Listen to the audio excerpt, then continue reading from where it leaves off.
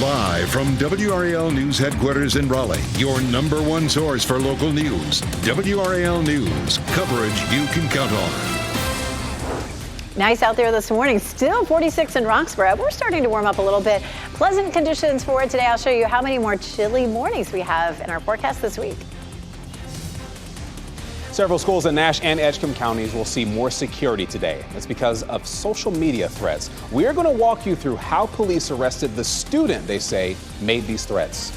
Plus, state lawmakers will vote on a plan to help more families afford private schools.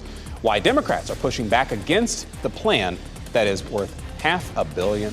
Something we're watching very closely here on WRAL News and Fox 50. Thank you so much for joining us here on this Monday morning. I'm Chris Lovingood. We'll get you right over to weather with meteorologist Elizabeth Gardner. She is tracking a beautiful fall-like start to your day. Yeah, so nice out there. This is a live look at Wake Forest. You can see all that blue sky. You might notice here on the camera that it looks a little bit hazy. We may end up with more smoke from Canada drifting in today, but it's likely to stay in the upper levels of the atmosphere and not down here where we would breathe it. So our air quality is going to be fine today. Temperatures are going to feel fantastic.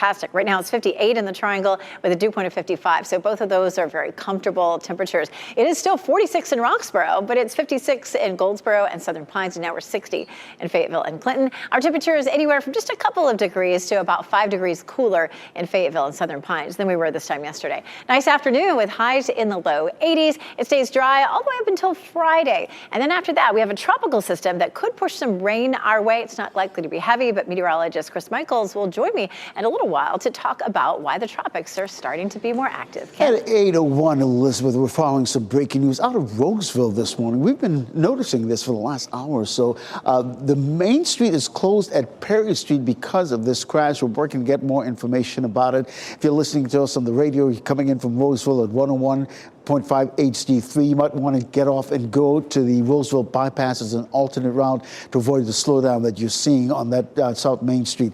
The trouble spot here in Wake County, really the 440 I-87 split coming in from Nightdale this morning. There's a crash on the exit route, but 440 on I-87 really causing one lane to be closed, and it's causing a huge backup this morning in that particular area. I was recommending people get off at New Hope Road. A lot of people are doing that. You can see the backup it's causing right there at New Hope Road over the New Bern Avenue. If you can get off of maybe Hodges Street or even Smithfield Road and work your way over to New Bern Avenue and get back on the Beltline, that will really help you this morning. Of course, we're seeing that these bumper-to-bumper traffic on the southbound lanes. This is I-40 and Hammond Road. You can see those westbound lanes moving away from us really right now at a slow, steady clip.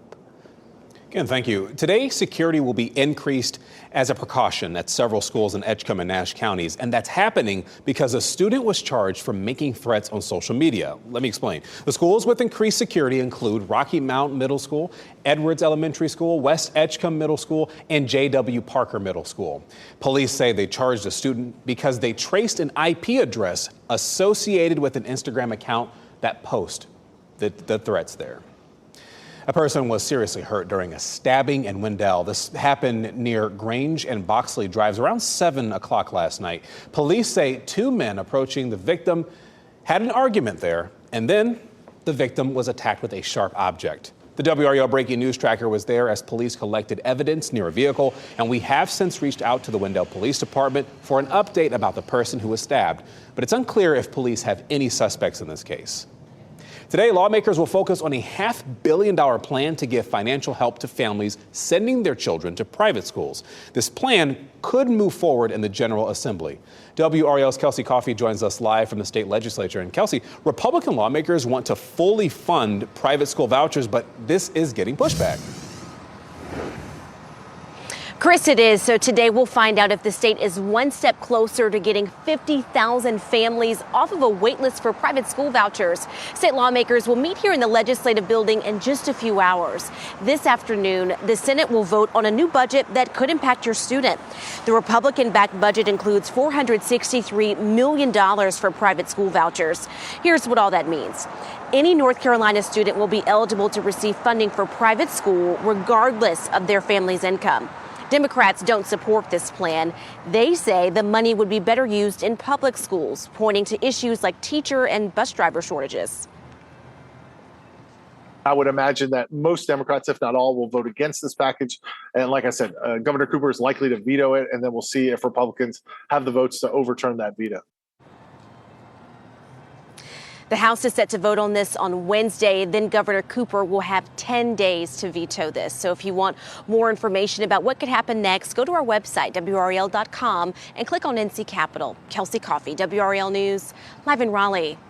State Senator Jay Chaudhry will meet with educators ahead of today's vote, and they'll discuss challenges under the current funding and the private school voucher expansion.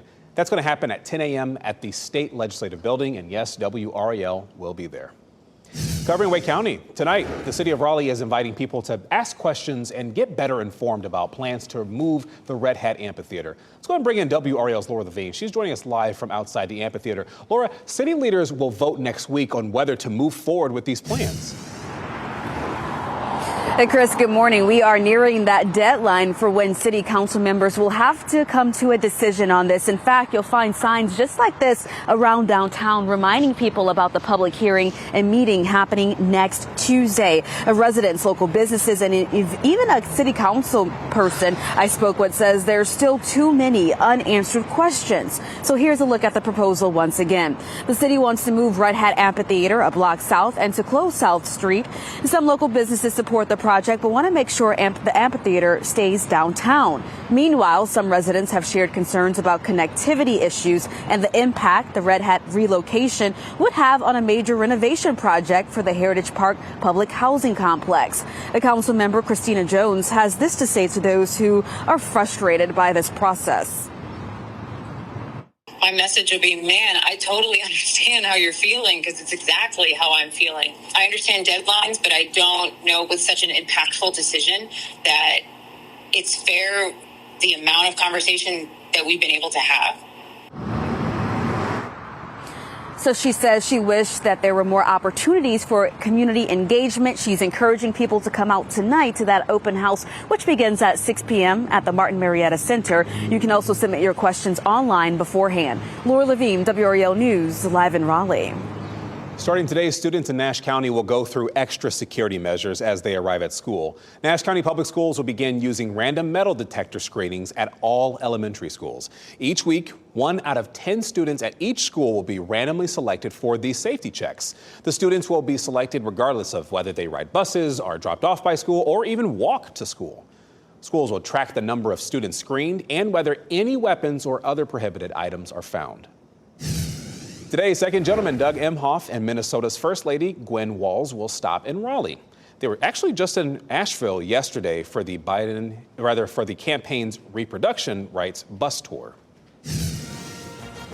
And WRAL is going to release the results of an exclusive news poll on the presidential race today. You can find out how North Carolina voters feel about the candidates and how they plan to vote. All week long, we are going to have poll results on critical races and issues. You can look for our presidential poll results starting today at 4 p.m. The time is 8:08. The first Sunday night football game of the season on NBC gave fans extra action lasting until after 11:30 last night.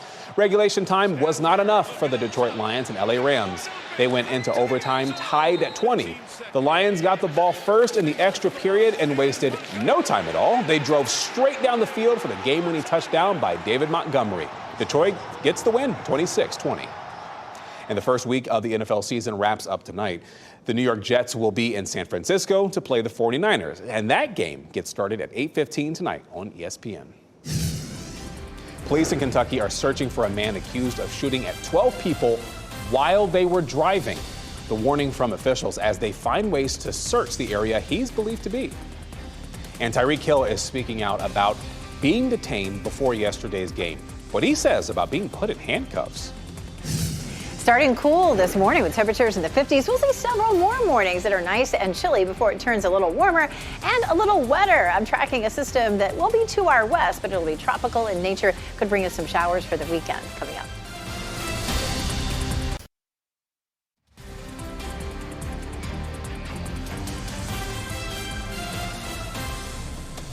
Yeah, I can't see it right now. I'm giving Chris Michaels a side eye, making dad jokes right now as you're watching WRAL News live as we're looking at Durham. I'm so distracted. You're available here watching WRAL News, available on your TV or your streaming device. It was funny. It was a joke about a tire and a bike. I don't know. Anyway, here's Elizabeth Gardner. She's got your weather, and she's actually tracking the tropics right now. We're actually studying very hard in here. We're not having any fun during the commercial breaks, just so you know. We do have some serious business to talk about here in the tropics, though. This system is likely to be Francine later on today. It's just been a potential tropical cyclone over the weekend. It'll be the first storm in nearly 3 weeks. Things have been really quiet in the tropics. In just a few minutes, I'm going to send it over to Chris Michaels to talk a little bit more about why it's been quiet and why it's starting to crank up a little bit. This one's likely to make landfall potentially around Louisiana, and then it stays to the west of us, but we may have some rain locally, but we're talking about maybe a quarter of an inch to a half an inch at the most. It is still a potential tropical cyclone. It has winds at 50 miles per hour, so that is strong enough to qualify as a tropical storm, but it doesn't have the closed circulation yet. Most likely in the 11 o'clock advisory, they'll go ahead and name it Francine. It's going to kind of hug the Gulf Coast, becoming a Category 1 storm off the coast of Texas, but making landfall there in Louisiana and then moving up the Mississippi Valley, well to our west on the other side of the mountains. But a lot of heavy rain on the Gulf Coast, likely to be maybe 5 to 8 inches of rainfall there, and then heavy rain up the Mississippi Valley. Potentially some heavy rain here in the mountains, but for us, notice the light green colors. That's going to be about a quarter of an inch to a tenth of an inch. Best chance for flooding is going to be down here along the Gulf Coast, and then that chance diminishes as that storm continues to move northward. We'll talk about some of the numbers for us, and we're looking at, again, maybe a tenth of an inch to a quarter of an inch. If that changes, we'll let you know. Of course, things do change, fairly often with tropical systems, so do keep checking back. We also have 2 more systems out here in the Atlantic. That first one, we'll grab that one and take a look at the forecast model plots. It heads toward the Caribbean, and then the last little bit of the models all start to turn northward, which is good news. Hopefully it will stay away from the United States, but again, too early to tell. In the meantime, we've had a fairly quiet period. Meteorologist Chris Michaels here to talk a little bit more about why that is. Exactly. Yeah, we've had 20 straight days without a tropical system. And when you look back at the past few years, this is where we were at this point in the season. Of course, 2020 was a record year. At that point, we were already at the R named storm. But in 2021 and just last year, we had already gotten to M in the alphabet. On average, your F named storm, which in this case would be Francine, comes on August the 29th. So there's 3 main reasons why we've seen that lull in the action in the peak of hurricane season. There's been more dust than usual from the Sahara, chokes off the moisture. A lot of waves of low pressure have been happening farther to the north, moving into cooler, less favorable water. But there's also been this layer of warm air above the surface that's actually been capping thunderstorm development. When thunderstorms form, they happen with warm air at the surface that then goes into cool air above.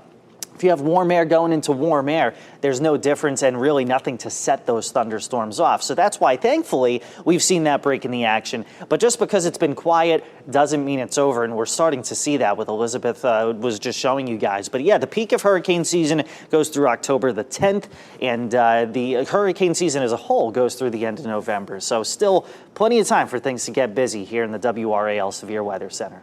Yeah, we do definitely still have plenty of time left, unfortunately, and this, of course, a lot of forecasters, have said, hurricane forecasters have said, this is going to be a busier than normal year. So we will hope that it's just busy out in the Atlantic with no more landfalls. Our temperatures the next few days, nice and warm in the mid-80s in the afternoon, pleasantly cool in the mornings. And of course, we may see some light showers over the weekend from the storm that could be Francine, and we'll be watching the timeline for that as it gets closer. Ken? All right, Elizabeth, we continue to monitor that road closure up in Roseville this morning. It's because of a crash that happened that closed this section of that main street there on Roseville, right near Perry Street. That crash has cleared, but you can still see the lingering road closure. We're going to keep working on that and figure out exactly what's going on up there. If you're a little concerned, you should take the Roseville bypass as an alternate route to avoid that road closure that we're seeing. The real troubled spot for us right now in Wake County, one lane is closed on I-440 westbound because of the exit ramp crash. It's really near I-87 and those southbound lanes. You can see the huge backup it's causing. I was telling people to get off on New Hope Road and work your way over to Skycrest, and you can see a lot of people are doing that.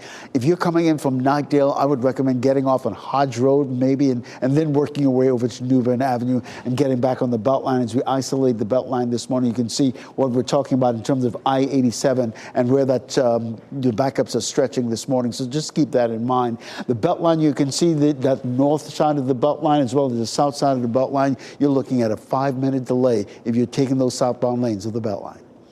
Ken, thank you. Authorities in southeastern Kentucky are in the process of a manhunt. Police are searching for a man who shot at 12 people along an interstate while they were driving. As Amy Kiley reports, schools are also taking precaution.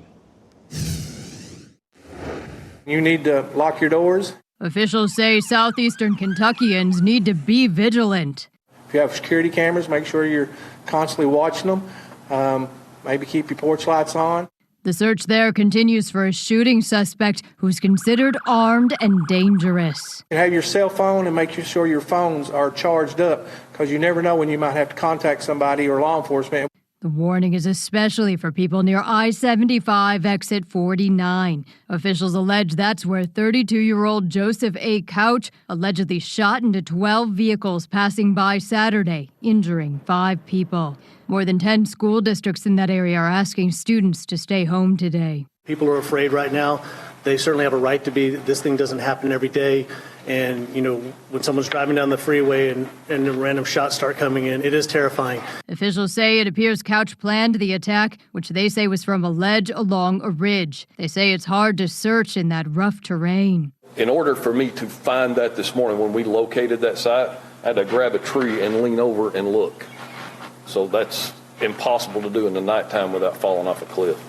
I'm Amy Kiley reporting. There's new pressure on the Israeli government to reach a deal with Hamas and bring hostages home. The pressure comes from demonstrators last night in Tel Aviv, Jerusalem, and Haifa. American leaders are trying another proposal to get Israel and Hamas on the same page, but there are reports of new disagreements about which Palestinian prisoners would be exchanged for the Israeli captives. New reports say that a mother of the suspected Georgia school shooter called a school counselor with a warning before last week's attack. Reporters say that Marcy Gray called the school just before 10 o'clock Wednesday morning, and she described an extreme emergency involving her son. 20 minutes later, authorities say the 14-year-old opened fire inside the school. 2 students and 2 teachers died, and the school, it's still closed. Students will be able to return to the school to get their belongings today. Miami Dolphins player Tyreek Hill expressed confusion about police detaining him. That happened before his game against the Jaguars yesterday. Hill said that he was pulled over for speeding. Right here, what you're seeing, this is cell phone video showing Hill lying face down on the ground. Police officers placed his hands behind his back and appeared to put handcuffs on him. At a post-game news conference, Hill said that he didn't know why the police handcuffed him. It wasn't disrespectful. Because my mom didn't raise me that way. Didn't cuss. Didn't do none of that. So, like I said, I'm still trying to figure it out, man. The situation didn't appear to affect Hill's play. He caught an 80-yard touchdown pass to help lead the Dolphins to a 2017 win over the Jaguars. DirecTV filed a federal complaint over its negotiations with Disney. ABC and ESPN were knocked off the air for DirecTV subscribers. DirecTV filed a complaint with the Federal Communications Commission, and it says Disney is negotiating in bad faith. In response, Disney says DirecTV is diverting attention from customers by not working to finalize a deal. ESPN and ABC have been off the air for DirecTV viewers since September 1st.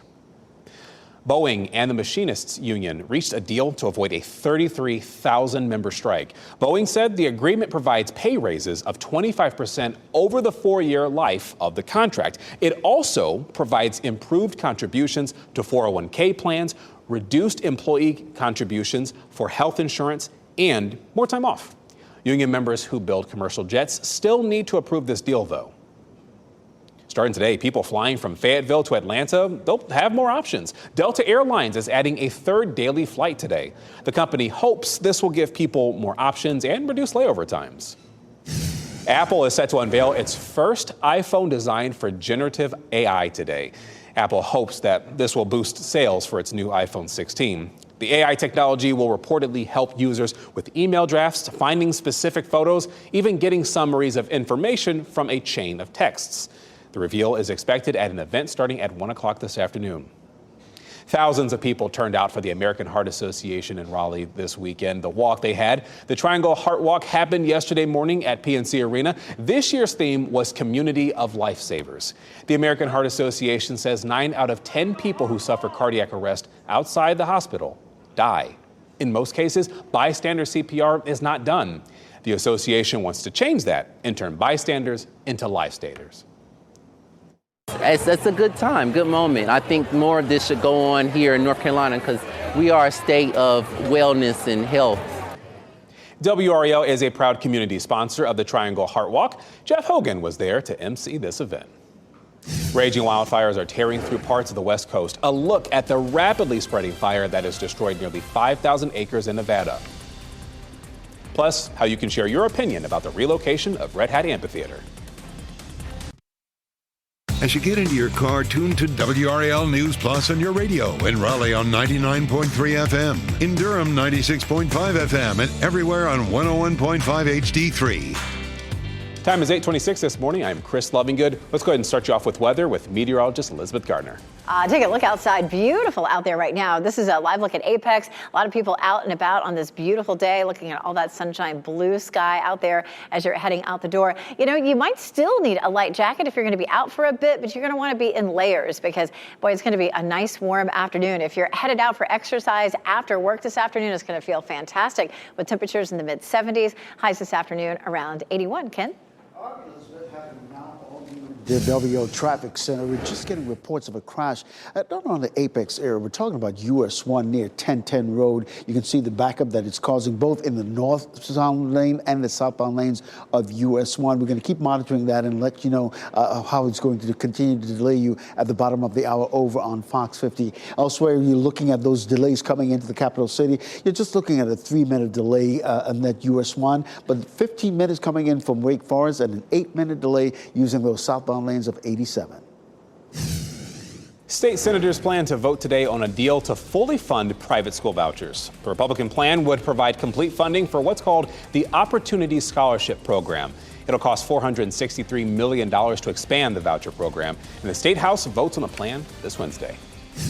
A person is in the hospital with serious injuries because of a stabbing on Boxley Drive in Wendell. Police say that 2 men got into an argument with another person, and that person was stabbed. We are working to get an update on the victim's condition and to learn if anyone has since been arrested. Next on Fox 50, the mayor of Apex is speaking out about what's behind the town's high water bills.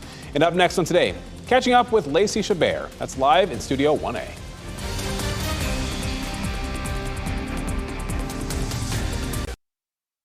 Shot in 4K ultra high definition. Your number one source for local news. WRAL News. Coverage you can count on.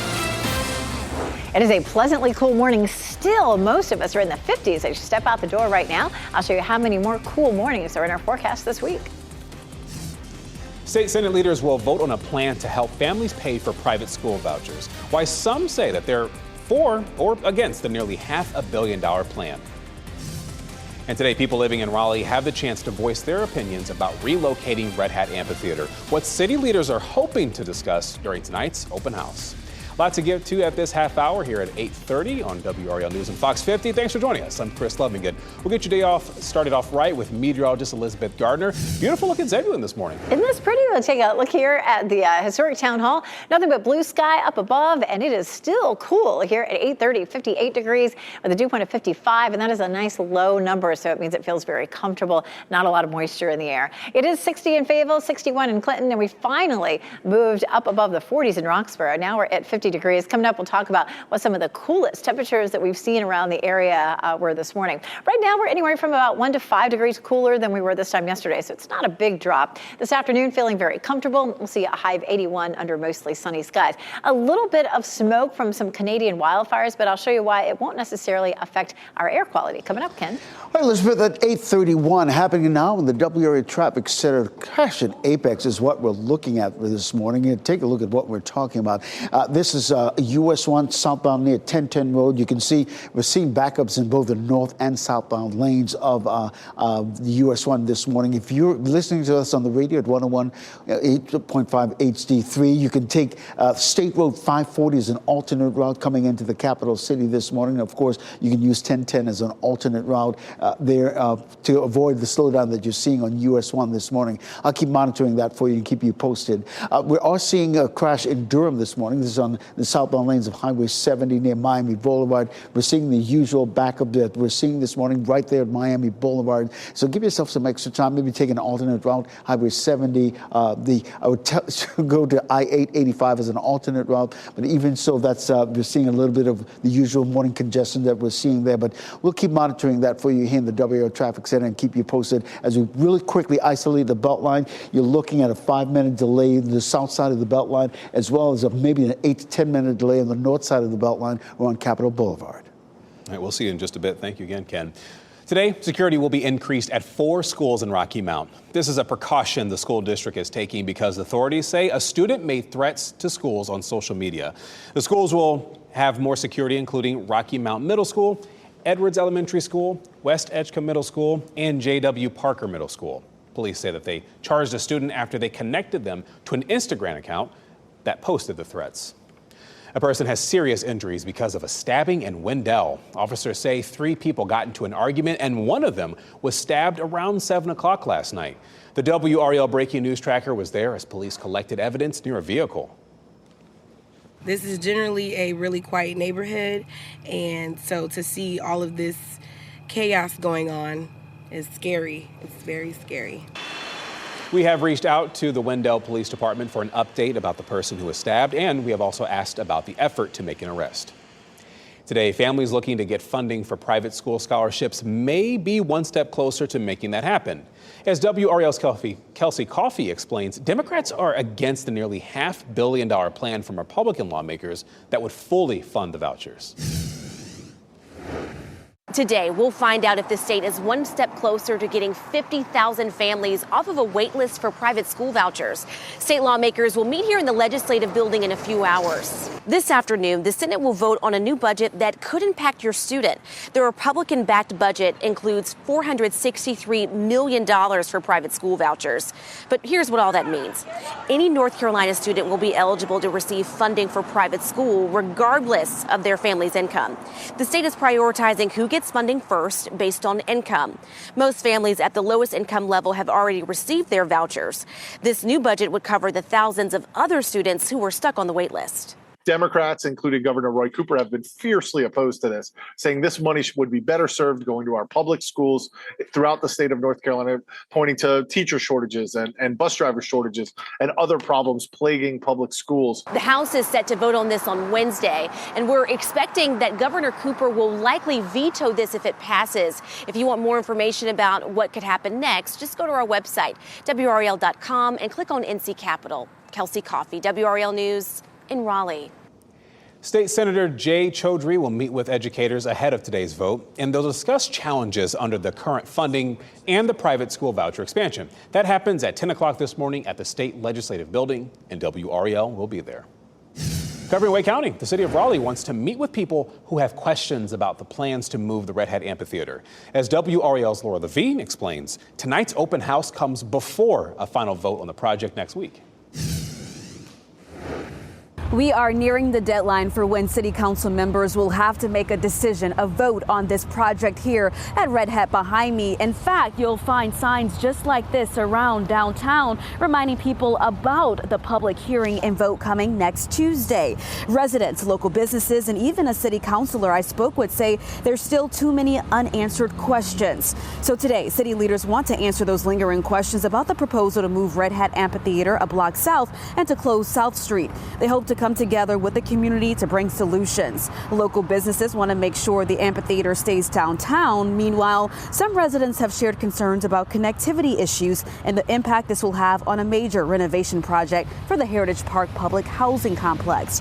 Councilmember Christina Jones tells me she feels this process has been rushed. It makes it hard to say, yeah, let's go with it when we have no assurances that we have solutions to these issues. So I want to highlight all of residents' concerns. She encourages people to come out to the open house tonight. It begins at 6 p.m. at the Martin Marietta Center. You can also submit questions online beforehand. Laura Levine, WRAL News in Raleigh. Today, we expect to get a first look at body cam video from an encounter with police involving a taser. An officer is accused of using one when it was not necessary. Attorneys for Dwayne Hicks say that 14 people accused former Warrenton police officer Mark Oakley of police brutality. What you're seeing here, this is video shared with WRAL. It's of one situation when Oakley is accused of using the taser without reason. Today, attorneys will release body cam video from Hicks' arrest. And Hicks says that Oakley conducted a traffic stop, then followed him home and used the taser on him in his front yard. The Warrenton Police Department fired Oakley in March. The attorneys say he is now working for the Littleton Police Department. Your time is 8:37. With less than 60 days until the 2024 election, Vice President Kamala Harris is kicking off a battleground state tour starting right here in North Carolina. Harris will be in North Carolina on Thursday, while her running mate, Minnesota Governor Tim Walz, will be in Michigan. Harris is expected to hold rallies in both Charlotte and Greensboro. Tomorrow night, Harris and former President Donald Trump will meet for the first time on the debate stage. You can watch that over on WRAL with coverage starting at 8 p.m. The mayor of Apex says that he has heard the complaints of high utility bills from some citizens, and he is addressing this. People who live in Apex contacted WRAL News about the billing issues. One person told us their bill was $1,000. In July, a hack knocked the town network offline, and one council member said the most recent bill that residents received is for a 2-month period. Mayor Jacques Gilbert shared a statement on Instagram addressing this. He said, quote, "This crisis caused by a cybersecurity incident has created instability in the billing system, and I understand how painful and confusing this has been. My commitment right now is to listen and work towards a solution with you." Anyone who believes their usage numbers are inaccurate, you can call that number right there on your screen. That number is 919-362-8676. Construction work in downtown Raleigh is causing overnight closures on McDowell Street. Crews started work last night on a resurfacing project, and they're going to also be working to repave Dawson Street. The work is expected to continue through mid-October from 9 p.m. to 6 a.m. every night. Keep that in mind. Curb improvements in the area will happen during the daylight hours. Well, Paris looks like it bid farewell to the 2024 Summer Games. The Paralympic Games wrapped up last night. About 4,400 athletes from nearly 200 countries were in the closing ceremonies. The Stade de France was lit up in the colors of the French national flag. Later, Tony Award winner Ali Stroker performed the American national anthem, and that was part of the handoff to Los Angeles for the 2028 Paralympic and Olympic Games. Tomorrow night's jackpot in the Mega Millions, it is up to $800 million for that drawing. And folks, it is likely going to climb higher between now and then. The cash out value is more than $401 million. Not bad. You can watch the next drawing live tomorrow night on WRAL at 11. A man saved from a fiery crash this year is thanking the Good Samaritan who rescued him from his car. We are going to bring you their moment of reconnecting. Plus, Angela Bassett is officially halfway to an EGOT. What she had to say after winning her first Emmy. That's ahead on What's Trending.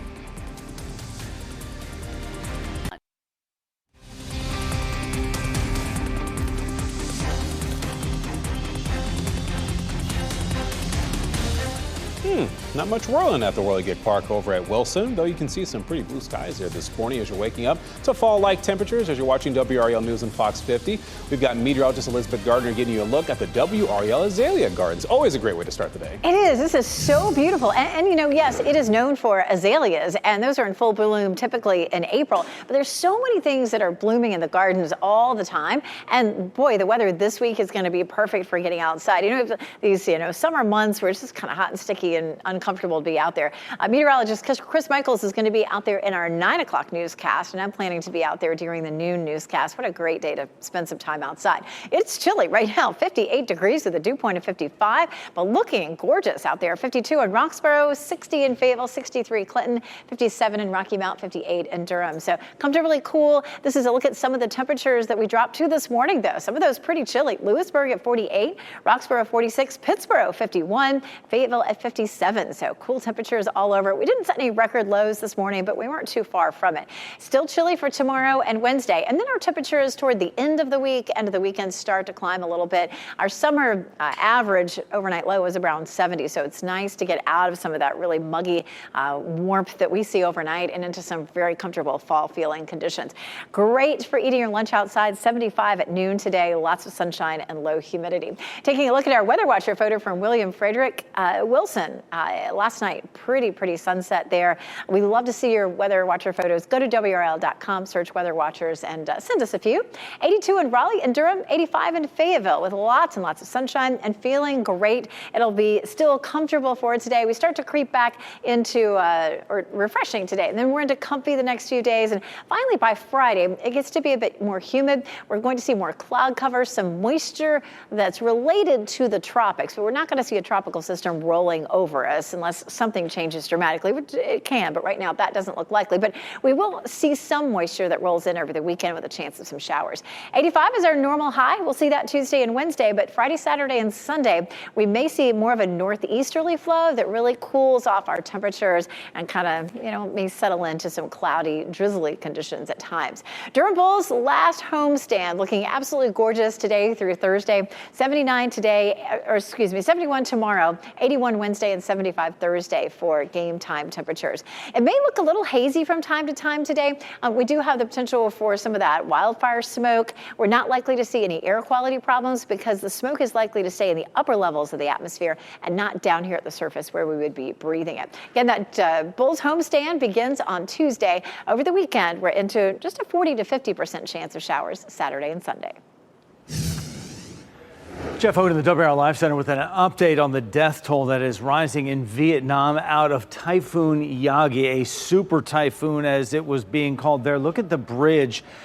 This was a normally busy bridge, just washed away right there. There were 10 cars on it and a bus that washed away with that bridge. This is in northeast Vietnam. The death toll is now 59 people dead out of all this. There are major factories there in the northeastern part of Vietnam. Electronics plants like LG Electronics, a popular brand in the U.S. There are walls that have caved in on some of those plants, those factory sites there. This is the most powerful storm that Asia has seen this year. A lot of damage to infrastructure and factories. 22 people are still missing as well.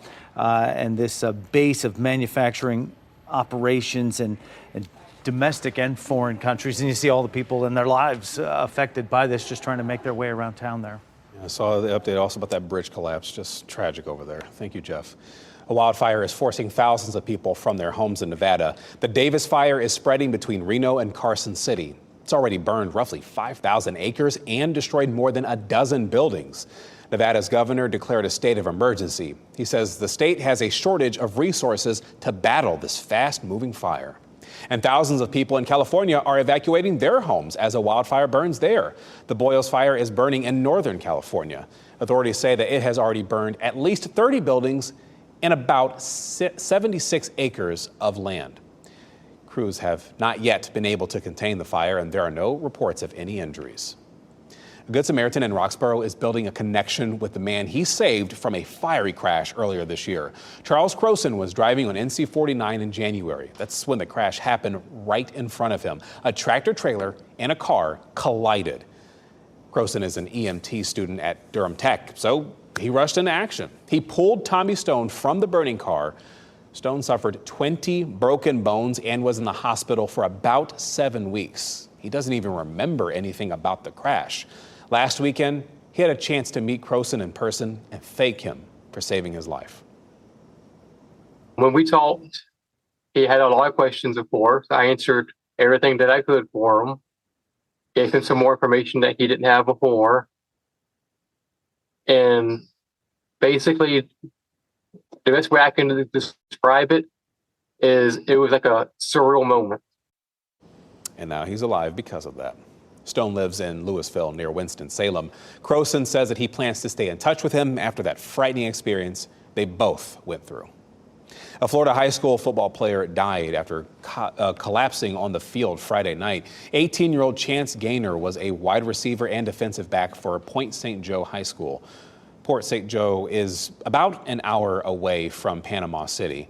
School leaders say that he died while playing in an away game. Gainer's death is not the first involving high school football players this season. At least 5 high school football players and 1 middle schooler have died. A funeral is happening today in Pennsylvania for an NHL star and his brother. They were killed in a crash that authorities say a suspected drunk driver caused. Family and friends of Johnny and Matthew Gaudreau gathered for a private viewing yesterday. The brothers died August 29th while riding bikes in New Jersey. Investigators say a suspected drunk driver in an SUV crashed into them. They were in New Jersey to be groomsmen for their sister's wedding. It's tragic. Damar Hamlin is back in the starting lineup for the first time since his cardiac arrest on the field. That happened nearly 2 years ago, you may remember. Hamlin started at safety for the Buffalo Bills in their first game yesterday against the Arizona Cardinals. He came in off the bench in just 5 games last season. Hamlin recorded 2 tackles as the Bills beat the Cardinals. Tracking the shark population along North Carolina's coast. We want all of our crew to come home with fingers. Tonight at 6, WRAL hits the water for a lesson in shark science. From big sharks to not so big, what decades of shark tracking along our coast tells us about the health of the ocean and the impact that it has if you're a seafood fan. That's tonight at 6 o'clock on WRAL. Kathy Bates says that she is ready to retire. The Academy Award winner announced that she will retire later this month. She'll do that after one last role in the Matlock reboot. Bates revealed to the New York Times that she was ready to retire because of a bad experience on a film set last year. That's unfortunate. However, she was sent the script to a reboot of Matlock in January, and that's when she decided to take it. Matlock starts streaming on September 22nd. The Television Academy held the Creative Arts Emmys over the weekend, and some of this year's biggest shows are already sweeping this year's awards. Shogun leads the way with 14 wins, setting a new record for the most Emmys won in a year. The Bear walked away with 7 wins, including Outstanding Guest Actress for Jamie Lee Curtis. And Saturday Night Live trailed not too far behind with 6 wins. The Creative Arts Emmys are held 1 week before the Primetime Emmys. Angela Bassett is officially halfway to an EGOT. She took her first Emmy home during last night's Creative Arts Emmy. And she won the award for Outstanding Narrator in Nat Geo's docuseries Queens. After the win, Bassett said that she was just a girl who wanted to act. The Creative Arts Emmys took place 1 week before the Primetime Emmys. And Nicole Kidman received one of the Venice Film Festival's biggest prizes, and The Wolfman gets a modern update. Here's Rick Damigella with the Hollywood Minute. Nicole, on your right shoulder. Nicole Kidman nabs another major honor. The actress took home the Best Actress Award at this year's Venice Film Festival for her work in the erotic thriller Baby Girl. The event's top honor, the Golden Lion Award for Best Film, went to Pedro Almodovar's The Room Next Door. What was that thing, Blake? It sounded like an animal. Werewolves return to the big screen. This is your first look at Wolfman, a new remake of the 1941 horror classic. Christopher Abbott and Julia Garner star in the freaky flick, which is set to arrive in January. Jamie Foxx will open up about his recent health scare in a new stand-up set. The actor has yet to publicly disclose what caused his 2023 hospitalization, but he announced a new one-man show on his Instagram titled What Had Happened Was, An Evening with Jamie Foxx. The event will take place in Atlanta over 3 nights in October and will reportedly be taped for Netflix. In Hollywood, I'm Rick Damigella. And before we go to break, here are the winning lottery numbers for you. We'll get you another check on weather and traffic. That's next.